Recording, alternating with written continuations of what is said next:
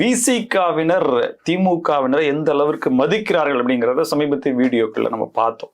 உள்ள இருந்தாதான் வெளியில வரும் அப்படின்ற மாதிரி அடுத்தடுத்து பல சம்பவங்கள். இந்த சம்பவங்களை உங்களுடைய வர்ணனையில சொன்னீங்கன்னா நல்லா இருக்கும். அதாவது இன்னைக்கு இருக்கக்கூடிய திமுக கூட்டணியில் இருக்கக்கூடிய கட்சிகள் எந்த டைம்லயும் திமுக நல்லாட்சி புரியுது.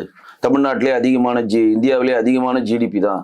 மாண்புமிகு முதலமைச்சர் திரு மு.க. ஸ்டாலின் சட்டம் ஒழுங்கை பாதுகாக்கிறாரு. இந்தியாவிலே வேலை வாய்ப்பு அதிகமாக உருவாக்குற மாநிலம். இந்தியாவில் இருக்கக்கூடிய ஒட்டுமொத்த இந்தியாவில் இருக்கக்கூடிய அனைத்து மாநிலங்களுக்கும் தமிழ்நாடு தான் ரோட் மாடலா இருக்கு அப்படின்னு சொல்லி கூட்டணி இருக்கக்கூடிய ஒரு கட்சியாவது இதுவரையும் சொல்லியிருக்கா? விசிகா விடுதலை சிறுத்தைகள் கட்சி திருமாவளவன் சொல்லியிருக்காரா? 2 கம்யூனிஸ்ட் சொல்லியிருக்காங்களா? சின்ன கட்சியா இருக்கக்கூடிய வேல்முருகன் தமிழக வேல்முருகன் சொல்லியிருக்காங்களா? கொங்கு கட்சியை சேர்ந்த ஈஸ்வரன் சொல்லியிருக்காரா? முஸ்லீம் லீக் சிறுபான்மையர் கட்சிக்கு திமுக பாடுபடுதுன்னு சொல்றதுனால சிறுபான்மை கட்சியை சேர்ந்த ஜவஹர்லாவோ முஸ்லீம் லீக்கோ இல்லாட்டி மனிதநேய மக்கள் கட்சியை சேர்ந்தவங்களோ காங்கிரஸோ யாருன்னா இதுவரையும் சொல்லியிருக்காங்களா? அப்ப எல்லாருடைய மைண்ட் வாய்ஸ் அன்னைக்கு வெளியே வந்துருச்சு. சில படத்துல சொல்லுவார்ல, டே மைண்ட் வாய்ஸ் நினைச்சு வெளியே பேசிட்டு இருக்கடா, மானங்கட்ட வாய்ஸ் எல்லாம் கேக்குதுடா அப்படின்னு சொல்லுவாரு பாருங்க. அது என்னடா அவன் மனசு மானங்கட்ட மனசு எல்லாருக்குமே கேக்குதுடா. வெளிப்படையா சார் கண்டிக்கிறோம்